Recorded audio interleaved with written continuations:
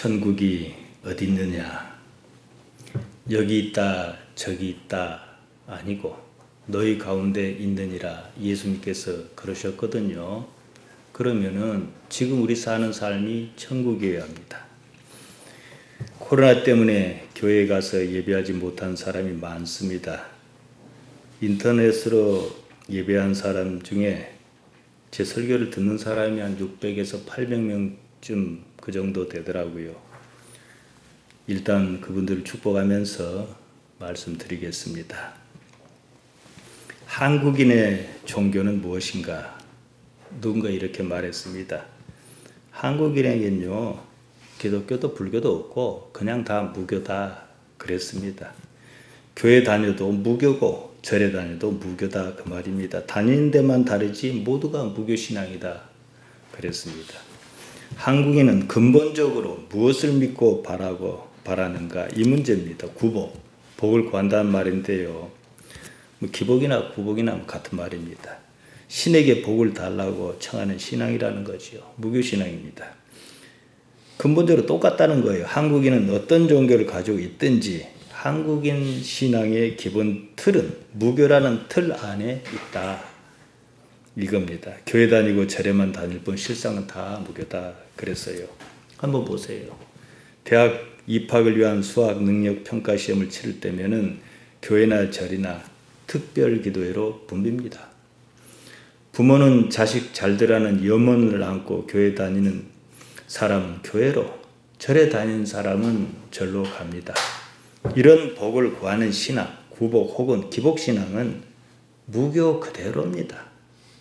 절과 교회가 장소만 다르지 뭐가 다릅니까? 그럼에도 자기는 기독신앙을 가졌다. 나는 불교신자다. 그런다는 거예요. 기독교인의 기도에서 하나님을 뺀 자리에 부처님을 넣으면 그대로 불교신자의 기도와 다르지 않습니다.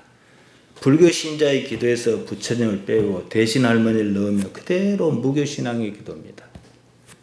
교회 다니니까 기독신앙이라고 절에 다니니까 불교신자라고 자기 혼자 그렇게 생각합니다. 그래 놓고는 자기는 예수님을 믿는다 그럽니다. 사실은요, 예수님 믿지 않습니다. 자기 믿음, 자기 염원을 믿습니다. 교회 다닌다면 예수님께서 무엇을 말씀하셨는가? 핵심을 생각해야 해요. 생각하고 또 생각해야 해요. 그런데 나는 도저히 예수님 말씀대로 못 따르겠는 거예요. 그러면 그만둬야지요. 더는 못 따르겠다. 그만두는 게 맞습니다. 무교는요, 여러 신이 있어요. 그 때문이었던지 자기는 예수님을 여러 귀신 중에 하나라고 생각하겠다고 섬기겠다는 것인지 그것밖에는 달리 해석할 방법이 없습니다. 종교란요, 그 종교가 추구하는 근본적인 가치가 있습니다. 그 가치를 무시하거나 훼손하면 더 이상 종교로서 의미가 없습니다. 지금 기독교는 그저 이익 집단에 불과합니다. 예수님의 생각을 실현하고자 광화문에 모였습니까? 예수님께서 당신이 전하신 말씀을 전파하라고 하셨지 언제 코로나를 전파하라고 그러셨습니까? 예수님의 복음에는 관심이 없습니다. 저는 광화문에서 집회를 여는 것 자체를 나쁘게 생각하지 않습니다. 지금 우리나라가 민주사회 아니겠습니까? 자기 주장을 공공장소에서 얼마든지 말할 수 있습니다. 문제는 책임이에요. 목회하는 사람으로서 제가 제일 싫어하는 것은 무책임입니다. 무엇이나 잡아먹을 것처럼 예수님 이름으로 침을 튀겨가면서 덤벼놓고 나중에 못 해볼 것 같으면 자기는 관계없는 것처럼 슬며시 빠집니다. 책임감이 없어요. 광화문 집회를 계획하고 열었으면 일단 그 결과에는 책임을 져야 합니다. 신앙 때문에 연 집회라면 더욱 그래야 합니다. 이웃에게 의도했던 의도하지 않았던 병균을 퍼뜨렸다면 그 일에 대해 책임을 져야죠. 그런 일에 대해서는 입 꾹 다물고 자기 주장만 줄곧 합니다. 성경 어디를 보아도 그런 몰상식은 없습니다. 예수님께서 그렇게 가르치신 적이 없습니다. 어떤 이유에서든 종교를 가졌다면 자기가 가진 종교에 대한 이해와 책임이 있어야 합니다. 이것이 없으면 신앙 아니에요. 우리가 흔히 말하지 않습니까? 예수님을 믿는다고 합니다. 이 말의 의미가 무엇인지 정도는 생각해야 합니다. 그러지 않으면 산신령을 믿든 예수님을 믿든 무엇이 다릅니까? 무교가 그러지 않습니까? 알 수 없는 병으로 무당을 찾았더니 당신은 교회 다녀야겠다. 그래서 교회 나온 사람이 있습니다. 무교는요, 그만큼 특별한 신이 없어요. 신령하면 그만입니다. 신기를 믿어요. 그런 만큼 포용성도 좋습니다. 결국은 자기 염원이에요. 교회 다니는 게 당신한테는 맞다. 이익이다. 그러니까 교회 가라는 거예요. 교회 다닌다고 기독신앙인이냐? 아닙니다. 지금 이 문제는 심각합니다. 나에게 기독신앙은 무엇인가 생각해야 한다는 겁니다. 우리는 예수님을 믿는다고 말하지 않습니까? 교회 다니는 것을 두고 하는 말입니다. 이 말에는요, 예수님의 무엇을 믿는다는 것인지 무엇이 빠졌습니다. 예수님의 생각을 믿는다는 거예요. 사람의 아들 그분께서는 무슨 생각으로 세상을 사셨을 것이 아니겠습니까? 생각 없이 십자가 지셨겠습니까? 그 생각을 나의 생각으로 받아들이겠다. 이런 의미입니다. 복음 사역이 정점에 이르렀을 때였습니다.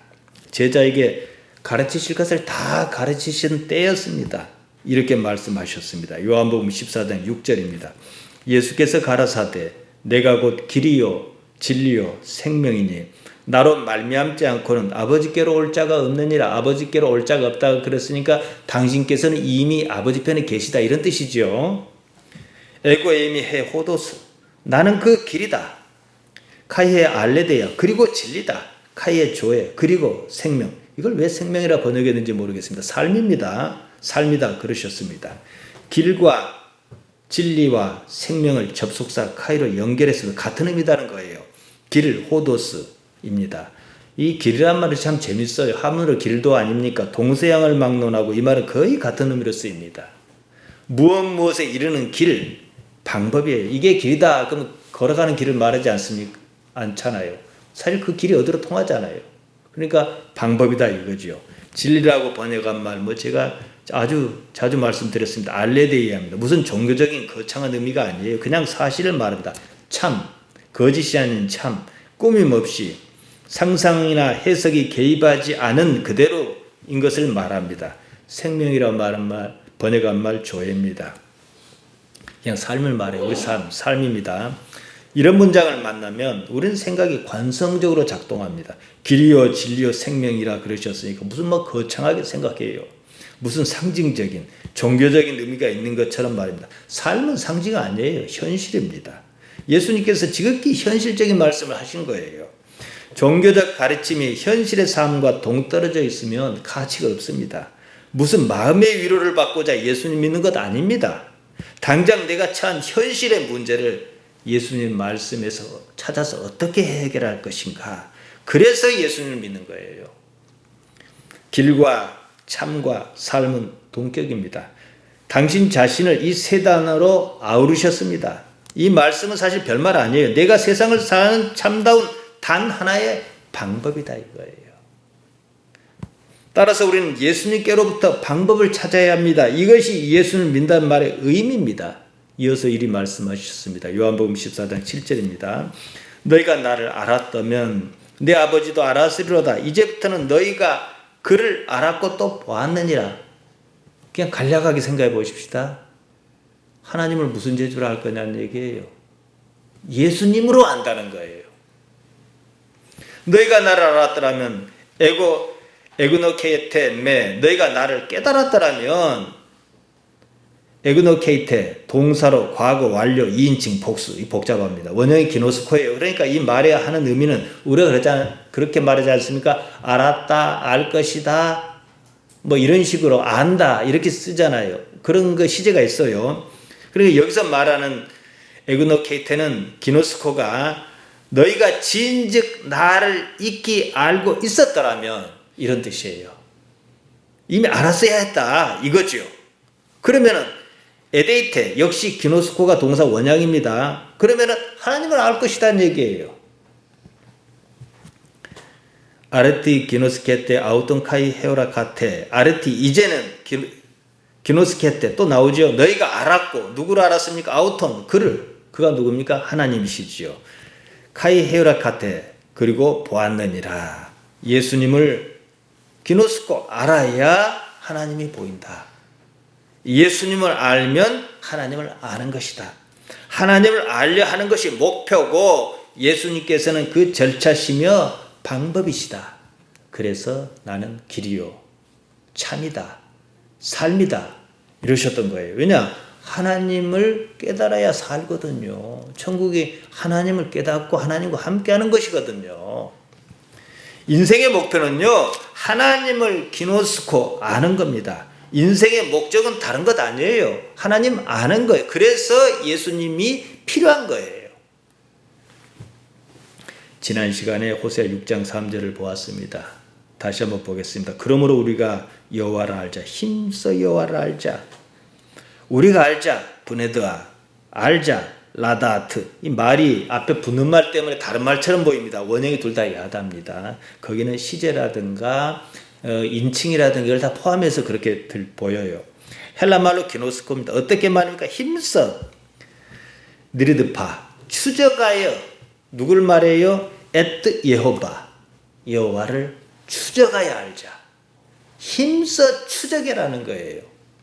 호세아는 이렇게 말하죠. 호세아 6장 6절입니다. 나는 인애를 원하고 제사를 원치 아니하며 번제보다 하나님 아는 것을 원하노라.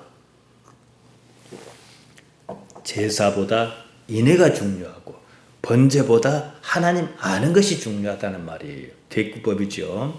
광화문 집회에 인애, 헤세드가 있습니까? 자비 친절이 있습니까? 반목과 저주가 난무했습니까? 그러면 기독교 아니에요. 기독교는 반드시 헤세드가 있어야 해요. 이것이 제사보다 예배보다 더 중요하다 이 말이에요. 하나님께서 제바흐 희생 제사조차도 원치 아니하신다 하셨습니다. 번제 올라인데요. 올라 이 의미는 하늘로 올라가다는 뜻이에요. 번제보다도 번제가 얼마나 중요합니까? 하나님 아는 것 다트를 원하신다 그러셨습니다. 하나님 알고자 알아서 섬기고자 동행하고자 예배하고 그러는 거예요. 아는 것 다트 헬라말로 그노시스입니다. 동사로 하면 히브리 말로 야다 헬라말로 기노스코 워낙 자주 제가 말씀드렸습니다. 따라서 인생의 목표는요 다른 무엇도 아니에요. 하나님을 아는 것. 그러니까 우리는 일단 하나님을 알려고 해야 해요. 무엇으로요? 예수님의 말씀과 당신께서 보여주신 행적으로 말이죠. 하나님 어떻게 할 것이냐 고민해야 합니다. 예수님이 방법입니다. 그래서 예수님께서는 당신께서 길이요 참이요 삶이다 이러셨던 거예요. 예수님을 아는 것이 곧 하나님을 아는 것이다 그러셨습니다. 이런 점에서 우리는요 구약 어느 시대의 인물보다도 신앙 조건이 훨씬 유리합니다. 생각해 보세요. 아브라함이나 모세나 다윗이나 엘리야가 예수님 알았습니까? 몰랐어요. 그러니까 그들이 얼마나 어렵게 하나님을 알았겠습니까? 예수님을 모른 만큼 하나님을 알기가 쉽지 않았습니다. 우리에게는 예수님이라고는 아주 쉬운 방법이 있어요. 그런데 그 방법을 안 따라요. 결론적으로 말씀드리면 자기 부인입니다. 이것이 기독교예요. 누군가 사는 것이 고통스럽습니다. 이러더라고요. 그가 얼마나 고통스러우면 그런 말을 할까 느낌이 확 다가왔습니다. 제가 되물었죠. 무엇이 그렇게 고통스럽습니까? 어째서 괴롭다 그랬어요. 몸이나 마음이 고통을 받아 견디기 힘들다 그 말이거든요. 제가 다시 또 물었습니다. 정말로 그것 때문에 고통스러운가? 허상이에요. 무엇이 고통스러운 건지 압니까? 당장 아픈 게 고통스러운 거예요. 그러니까 안 아프면 고통스럽지 않아요. 배고프면 고통스러워요. 배 안 고프시잖아요. 등을 기댈 때가 있으면 고통스러운 거 아니에요. 세 가지만 있으면 고통스럽지 않아요. 나머지는 다 환상이에요. 왜 그런 환상이 있는지 말씀드릴게요. 괴롭지 않으면 행복해하잖아요. 무엇 때문에 괴롭다? 사실 그런 거 없어요. 마음이 어떻게 작동하니까 괴롭다고 느끼는 거예요. 마음의 통증이에요. 물론 이유는 있습니다. 상황이 무엇인가 자기 마음에 들지 않은 거예요. 마음 먹은 대로 생각한 대로 잘 이루어지지 않으니까 마음이 불평을 드러냅니다. 그것이 고통이에요. 고통이라는 그런 느낌은 사실 허상입니다. 마음이 괴로운 것은 자기가 품었던 기대가 무너졌거나 또 무너질 것이란 예상 때문입니다. 기대가 깨진 데 따른 마음의 반응, 통증입니다. 처음부터 기대가 없었으면 괴로움도 없어요. 처음부터 없는 것 때문이라면 그것은 허상입니다. 고통은 몸의 반응입니다.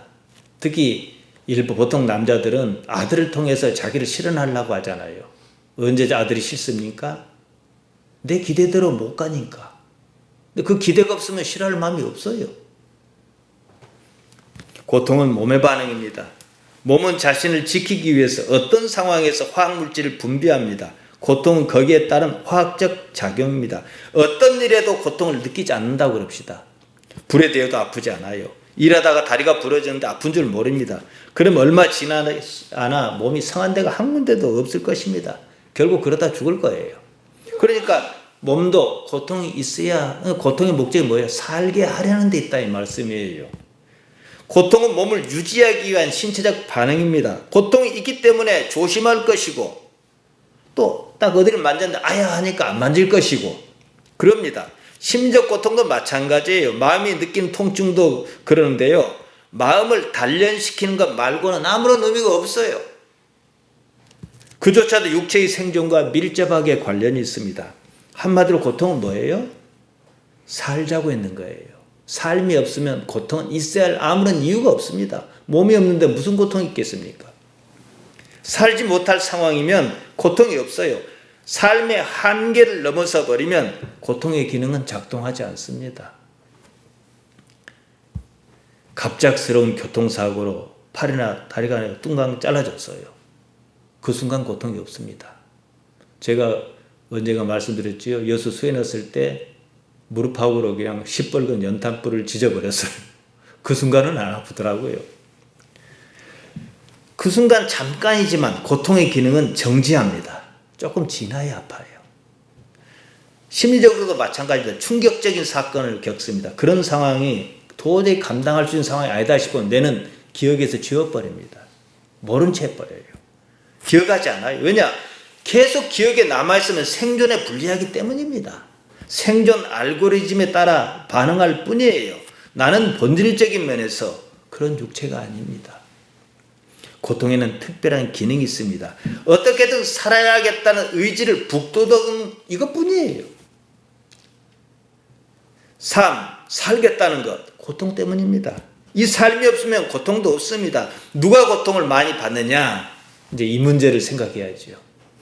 자기 의지대로 세상을 살겠다는 사람이 고통을 많이 받아요. 누구나 고통이 없는 삶을 꿈꿉니다.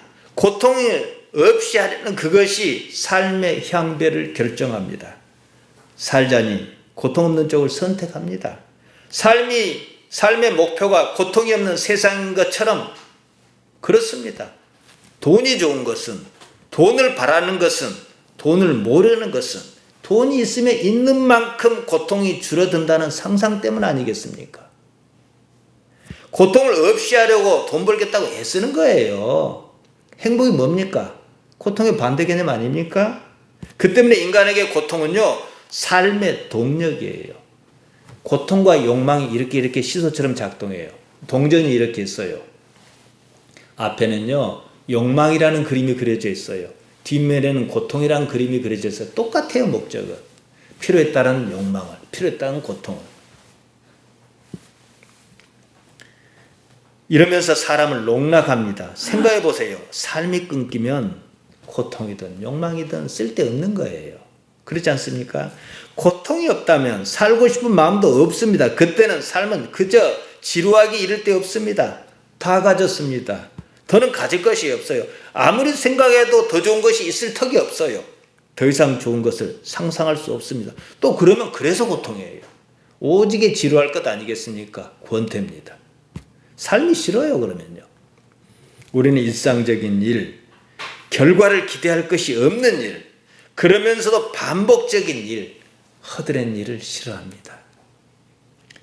하지 않을 방법이 없으니까 하는 거예요. 해봐야 뻔하다 싶은 거예요. 예상이 와요. 내는 그런 일을 싫음, 고통이다 이렇게 해석해요. 결과 대가를 기대할 것이 없다 이 말이지요. 일을 하기에 앞서 일의 결과를 예상합니다. 본능적으로 작동해요. 기대하고 말 것이 없겠다, 별것이 없겠다 싶으면 싫다는 느낌이 팍 듭니다. 그래서 하기 싫은 거예요. 일도요, 그냥 하면 그렇게까지 싫지 않습니다. 내가 많이, 우리 사투리로 많이 노대야지 건강하지. 내가 특별히 운동이랄 게 없으니까 쓰레기도 내가 무겁지 않은 거 들고 가고 이렇게 많이 움직여야지. 그럼 덜 싫어져요. 왜냐? 운동이라는 이익이 있거든요. 그러니까 뇌가 나를 내가 이용당할 것이 아니라 내가 뇌를 이용해야 해요. 싫다는 느낌, 고통입니다. 무슨 일이라든 본능적으로 그 결과를 기대하지요. 지금 하는 일에 대하여 충분한 결과를 기대할 수 있으면 쾌감이라는 보상이 작동합니다. 고통으로 느끼지 않습니다. 지금 하는 일에 대해서 기대할 것이 없으면, 보상을 기대할 수 없으면 뇌는 그런 상황에서 통증을 느낍니다. 힘들다, 힘들지 않다 이 문제가 아니에요. 아무리 힘들어도 보람이라는 보상이 있으면 힘들지 않아요. 예전에 그런 적 있지 않습니까? 지금 우리 교인 중에 그런 사람이 없습니다만 가만히 보면 교인 중에서 주일날 밭에는 가면서 교회는 안 온 수가 있어요. 자, 물리적으로 봅시다. 밭에 나가서 일하는 것이 힘들어요? 교회 나온 게 힘들어요? 밭에 가는 게 더 힘듭니다. 근데 왜 교회 나오는 게 더 힘들다고 싫다고 느끼죠? 이익이었거든요. 가봤자 그 소리가 그 소리거든요. 그러나 밭에는요, 내가 원하는 목표를 작든 크든 이룰 수가 있어요. 우리는 단지 그런 것을 보고 신앙이 아무개가 좋네 좋지 않네 그럽니다. 신앙 문제 아니에요. 신앙은 어차피 관념이에요. 당장 손에 잡히지 않아요. 밭에 가는 데서는 결과를 기대할 수 있다는 거예요. 교회 가는 데서는 당장 결과가 나타나지 않아요. 가봤자 거기서 거기에요. 기대할 게 없는데 가서 가만히 앉았으니까 고통스러운 거예요. 할 수만 있으면 빠지고 싶은 거예요. 모든 일에는 그 일에 앞서 판단이 작동합니다. 판단의 근거는요, 지난 세월 겪었던 경험입니다. 그 일로 좋은 경험이 있었으면 그 일은 누가 뭐라 해도 나는 좋다라고 생각해요. 좋은 경험이 없었으면 누가 뭐라 해도 좋을 것이 없다고 판단해요. 무엇이 이익이냐, 무엇이 손해냐, 단지 이 문제입니다. 거기에 따라 행복하다고 해야 할는지 불행하다고 해야 할는지 뇌가 결정을 해요. 자기 품은 기대가 좌절당했을 때, 보람이 없을 것 같을 때 고통을 느낍니다. 뇌는 그런 식으로 작동합니다. 나는 뇌가 아닙니다. 나와 뇌의 관계는 참 애매모호합니다. 굳이 따지자면 동업관계에 비슷합니다. 이런 인식이 있고 나서야 삶에서 진정으로 행복이 무엇인지 논할 수가 있다는 것입니다. 대부분의 사람은요, 이렇게까지 한 번도 생각해 본 적이 없어요. 그냥 기계적으로 삽니다. 몸만 놓고 보면 사실은 인간은 유기체입니다. 유기화합물로 이루어진 기계장치다 이 말이에요. 말씀드린 대로 행복하다고 느끼든 불행하다고 느끼든 그 느낌이라는 것은 사실 조건에 따른 결과값입니다. 반응이에요. 의식이 필요하지 않은 기계적 반응입니다. 나는 기계가 아니라는 사실에 눈 떠야 해요. 종교는 이것을 말합니다. 지난 시간에 앤드류 슈자크가 쓴 침묵을 소개했습니다. 요즘 코로나 때문에 교회 가지 못한 사람이 많습니다. 제 설교를 인터넷에서 들으며 대신하는 사람이 있습니다. 예배 마치고 바로 올리면 오후부터 또 듣더라고요.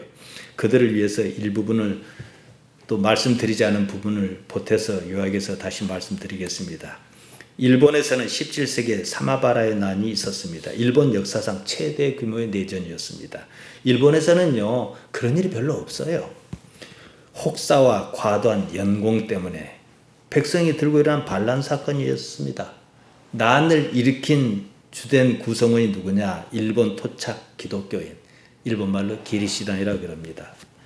사마바라의 난을 진압한 지 얼마 지나지 않았습니다.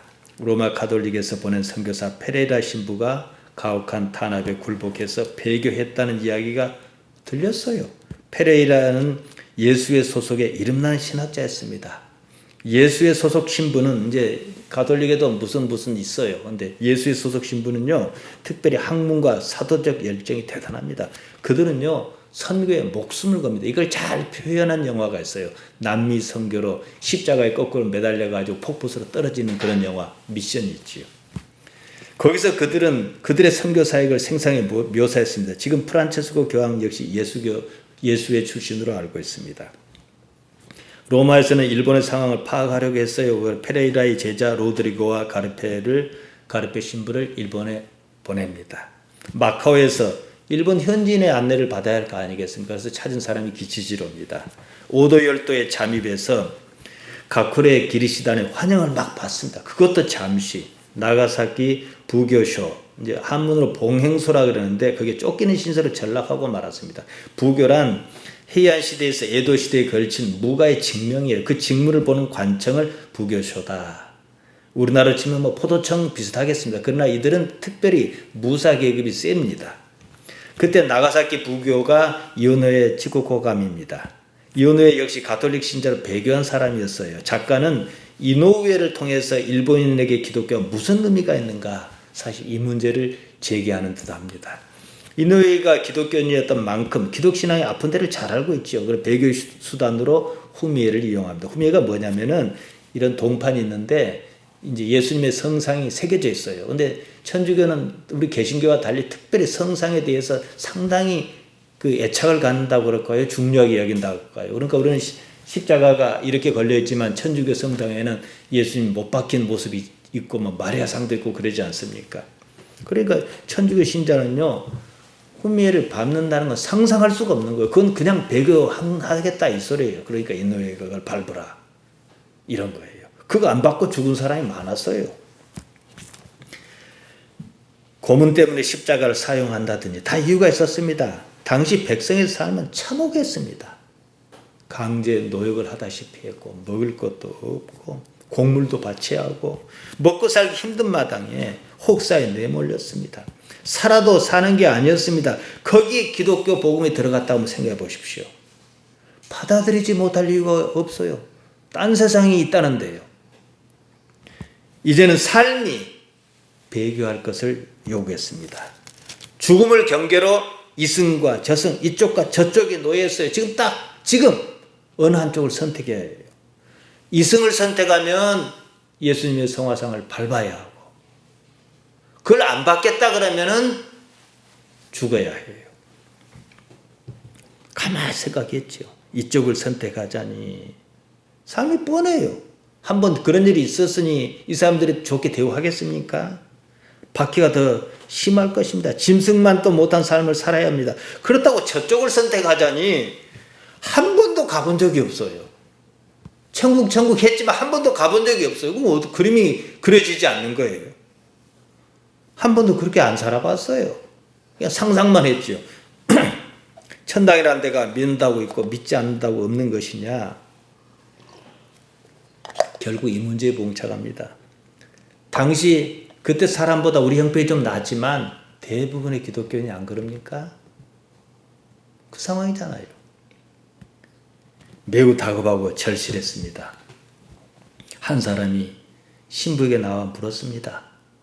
천당에 가면 지금보다 더 잘 살 수 있지요? 신부가 그렇다 그랬어요. 그러면 죽어서 천당 가겠다. 이거 한번 보세요. 얼마나 슬픕니까? 사실 선택의 여지가 없었습니다. 저 세상이 좋아서 저 세상을 선택하겠다는 게 아니에요. 이 세상에서 더 이상 살 수가 없으니까 어쩔 수 없이 저 세상을 선택할 수밖에 없는 상황에 내몰린 겁니다. 우리 중에 믿음 좋다는 사람 보세요. 제가 말씀드리는 예수님 복음에 익숙지 않은 사람 대부분이요. 이 세상이 꼴도 보기 싫어서 저 세상 선택하는 거예요. 이곳이 좋았다라면 저곳을 믿을 생각하지 않습니다. 살아봤자 별것도 없을 것 같으니까 저곳을 기대하는 거예요. 이 문제는 우리에게 이런 삶이 어째서 필요한가? 여기에 대한 질문을 던집니다. 그 정도로 삶이 절망에 빠지면 이래도 죽고 저래도 죽는 상황이라면 그제서야 천당이 어쩌고 그럽니다. 지금 우리 중에 어느 누구의 삶도 그 정도는 아니에요. 그래도 조금은 불안합니다. 나이는 자꾸 들어가요. 몸은 예전만 못합니다. 그러니 천당은 한 달에 걸쳐놓고 도로 복입니다. 기독교가 기복신앙이니 무엇이냐 아무리 비난해도 소용없어요. 도로복이에요. 참다운 현세적인 복이 어떻게 가능하다고 구체적으로 말할 수 없다면 힘이 빠질 수밖에 없어요. 게다가 한국인의 종교 밑바탕에는 막강한 무교가 있습니다. 목사들 무당짓 거의 다 무당짓하고 있어요. 문명 관점에서 종교만큼 민중의 요구를 담아내는 그릇이 없습니다. 200~300년 지난 기독교가 수천 년 묵어 내려온 무교를 뚜렷한 무엇이 없이 무엇을 해보겠습니까? 무교는요, 기독교나 불교처럼 구체적인 조직이 없습니다. 한 번도 권력의 중심에 서본 적이 없습니다. 그런 만큼 누구를 죽인 적도 없어요. 당하기만 했습니다. 그래도 잡초처럼 살아남았습니다. 불교가 왕성했을 때는 불교의 박해를 받았고 유교가 왕성했을 때는 유교의 박해를 받았습니다. 그러다가 기독교가 권세를 잡자 기독교에 처참하게 박해를 받았습니다. 종교는 쉽사리 정치와 결탁합니다. 무교는 그런 적이 없어요. 일본에서 신도는 일본 정치와 결탁했습니다. 일본 정치인이 왜 야수근 신사를 참배하겠습니까? 서로 이익을 주거니 받거니 하는 거예요. 우리나라에서 기독교는 일찍이 정권과 결탁했습니다. 부패한 정권과 합심해서 제주도 양민을 죽였습니다. 박정희 전 대통령 때였습니다. 교회 도움이 필요했습니다. 그때 정권은 무교를 미신이라고 배척했습니다. 공개적으로 핍박했습니다. 무학제를 넘어서면 국사당이 있었습니다. 중국에서 오는 사신을 겨냥해서 만든 사신당입니다. 중국과 외교 문제는 민족의 안녕이 달려있어요. 그래서 그걸 만든 거예요. 그 때문에 사신이 오가는 길목에 두어 반드시 거쳐가도록 했습니다. 박정희 전 대통령이 이걸 헐어버렸어요. 왜요? 교회에 서비스하느라고요. 무교는 그래도 살아남았습니다. 민중의 요구가 그만큼 뿌리 깊었고 민중의 요구를 그만큼 잘 담아내었다는 얘기입니다. 그만큼 무교는 현세적인 종교입니다. 현재의 복을 말합니다. 복은요, 생존의 강력한 수단입니다. 이쯤에서 기독교는 지금 무엇을 말하느냐 생각해야 한다는 겁니다. 내세도 무엇도 아니에요. 결국은 복입니다. 내세는 모르겠고 그저 현세의 안녕을 바라는 거예요. 그러니까 도로 무교예요. 그도 저도 아닌 경우가 있습니다. 당장의 현실이 괴롭습니다. 기대할 무엇도 없습니다. 그러니 고통스럽습니다. 그렇다고 내세를 기대하면서 현실을 살아내기도 어렵습니다. 이때 우리는 무엇을 할 수 있을까? 이겁니다. 교회에 처음 발을 들이면 교회 바깥에서는 잘 쓰지 않던 생소한 말을 듣습니다.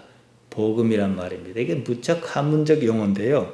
신약 성경은 마태복음, 마가복음, 누가복음, 요한복음 이러지 않습니까? 마태가 쓴 예수님의 복음이고 마가가 쓴 예수님의 복음이고 이런 말이죠.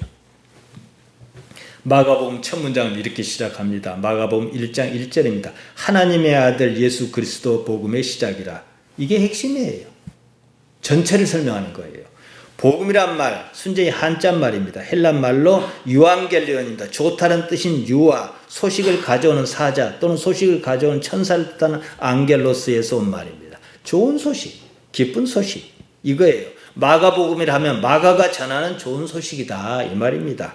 마가는 하나님의 아들 예수 그리스도의 복음이라며 그 시작을 알렸습니다. 예수 그리스도의 복음이 무엇이냐? 다른 무엇도 아니 하나님의 나라예요.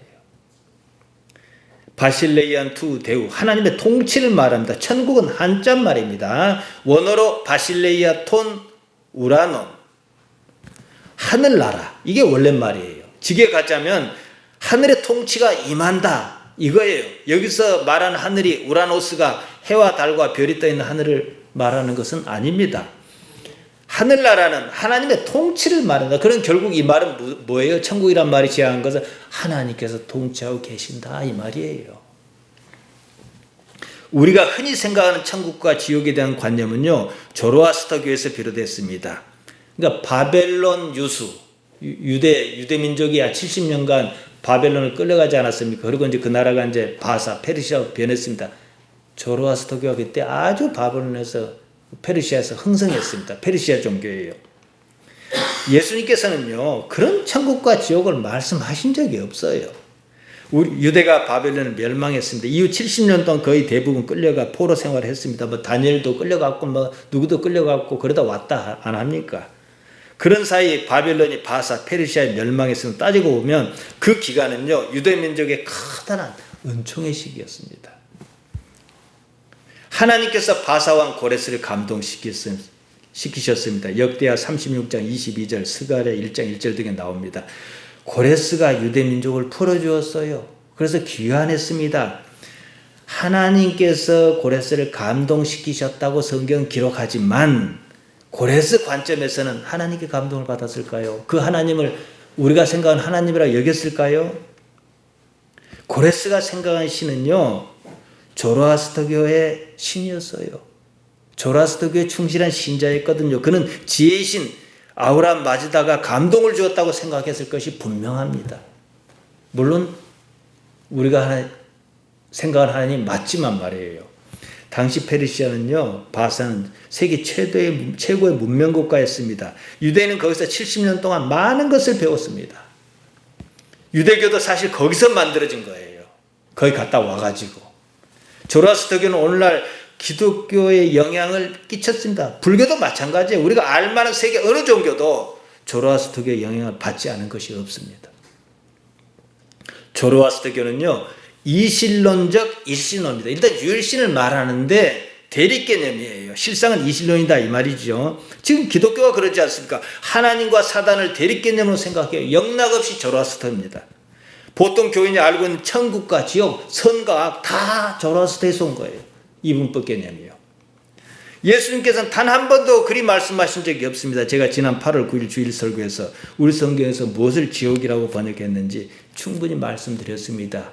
게엔나입니다. 히브리 말로는 게이 흰놈, 헬라 말로 음역한 것이라고 말씀드렸습니다. 흰놈의 골짜기다 이 뜻이에요.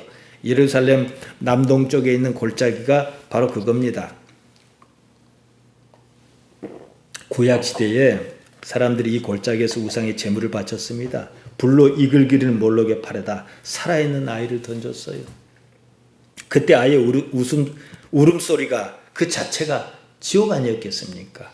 이런 희생제사 계속 이어져 오다가 요시야 왕 때 폐지했습니다. 그때를 생각하고 유대인은 그것을 혐오해서 그냥 아예 쓰레기장으로 만들어버렸습니다. 죽은 개나 심지어 죽은 범죄자의 시체까지 거기다 그냥 다 버렸어요. 그러니 거기가 개했나? 지옥 아니겠습니까? 이거 말씀하신 거예요. 삶이 그렇다는 거예요.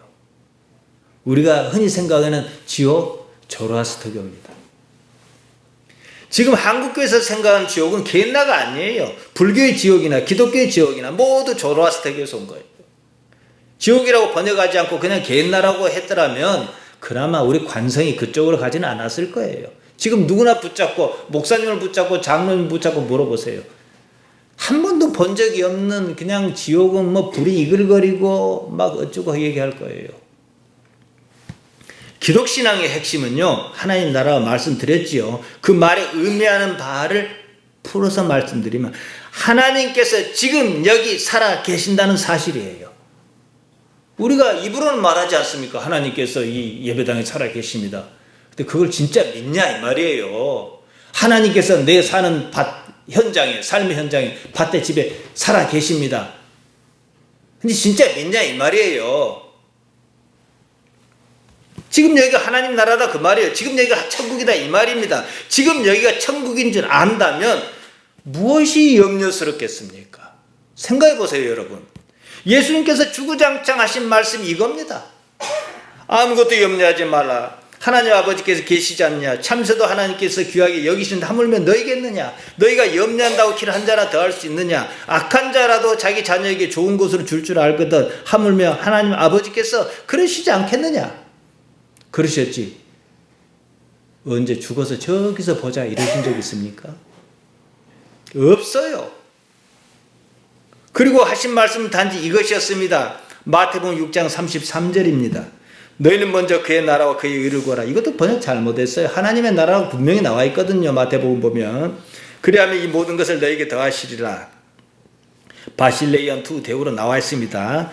동시에 하나님의 디카이오신의 정의를 구하라 했습니다. 하나님 나라를 구하는 사람은 자연히 하나님의 정의를 따라하게 되어 있습니다. 하나님 나라가 무엇이냐? 하나님께서 지금 여기 살아계신다는 그 사실을 말합니다. 하나님께서 지금 여기 살아계신다는 사실을 인식하느냐? 결국 이 문제입니다. 말로만 할 것이 아니라 내 깊은 심령이 깨닫느냐 이 문제지요. 사실은요, 하나님께서 내가 인식하든 인식하지 못하든 지금 여기 살아 계셔요. 왜냐? 애초부터 우리 기독신앙은 그렇게 하고 시작했거든요. 문제는 말만 그랬지 사실상 안 믿는다는 겁니다. 예수님께서 바로 이것을 말씀하셨고 실행하셨고 보여주셨습니다. 그렇게 사셨습니다. 하나님의 아들 예수 그리스도의 복음이란 다른 거 아니에요. 이겁니다. 예수님께서는 하나님께서 당신의 삶 현장, 지금 여기에 살아 계신다는 사실 결코 부정하실 수가 없었습니다. 어렸을 때, 12살 때 성전에서 뭐라 하셨습니까? 아버지 집이라 하시지 않았습니까? 그러는 중에 당신 앞에 십자가가 놓여 있었습니다. 그런 삶의 자리도 하나님께서 살아 계신다는 사실을 아셨습니다. 예수님께서는 유대인이셨습니다. 거기는 십자가 처형이 들어 있었습니다. 그 고통이 어떠한지 잘 알고 계셨을 것입니다. 그 때문에 하나님께 간곡히 요청했습니다. 이 잔을 옮겨달라 기도하셨습니다. 아무런 응답도 없었습니다. 방법이 없었습니다. 십자가를 받아들이셨습니다. 사단이 십자가를 지겠습니까? 아니요. 당신 사는 삶의 자리가 하나님께서 살아계시는 자리, 하나님의 나라였습니다. 십자가가 놓인 현실이 비록 마음에 들지 않더라도, 비록 이해할 수 없더라도 하나님께서 지금 여기 살아계신다는 사실 때문에 그것을 물리칠 수 없기 때문에 십자가를 지신 거예요. 그러니까 십자가가 문제가 아니에요. 이 삶을 누가 줬어요? 여러분 스스로 이 삶을 만들어 왔습니까? 아니요. 주신 자가 준 겁니다. 그 주신 자를 우리는 뭘 하느냐? 하나님이라 그런 거예요. 근데 하나님을 이해 못 하겠는 거예요. 그래서 예수님이라는 방법이 필요한 거예요. 당신께는 하나님보다 더 소중한 가치는 없었습니다. 예수님께서는 하나님께 올인했습니다. 모든 것을 다 거셨습니다. 현실의 하나님을 결코 무시하실 수 없었습니다. 이게 하나님의 나라입니다. 이미 하나님의 나라인데 내가 이걸 어떻게 캐낼 것이냐 이 문제만 남았다는 거죠. 스스로 살려고 하면 잘해야 몸이 사는 동안만 삽니다. 하나님께서는 영원하신 분입니다. 영원한 나라, 영원한 삶이 한시적인 이 삶보다 어찌 못하겠는가. 이처럼 단순하게 따져봐도 결코 포기할 수 없는 문제입니다. 더구나 몸이 없으면 아까 말씀드린 대로 고통도 없는데요. 현실이 살아도 천국 죽어도 천국 하나님께서 함께 하시는 나라였습니다. 하나님 나라는 죽거든 보자 그것 아닙니다. 현실을 말합니다. 기독신앙은 나를 버려 하나님을 얻고자 하는 이것입니다. 마가복음 8장 34절입니다. 무리와 제자를 불러 이르시되 아무든지 나를 따라오려거든 자기를 부인하고 자기 십자가를 지고 나를 좇을 것이냐. 하나님 나라를 얻기 위해서 예수님 따르라는 거 아니겠습니까? 그럼 뭐 해야 해요? 자기 부인해야 하는 거예요. 십자가 닥치더라도 하나님 믿고 받아들이라는 거예요. 자기 관념을 부인하고 지금 여기 있으면 하나님께서 함께 하시는 현실을 만납니다. 이것이 복받는 방법이에요.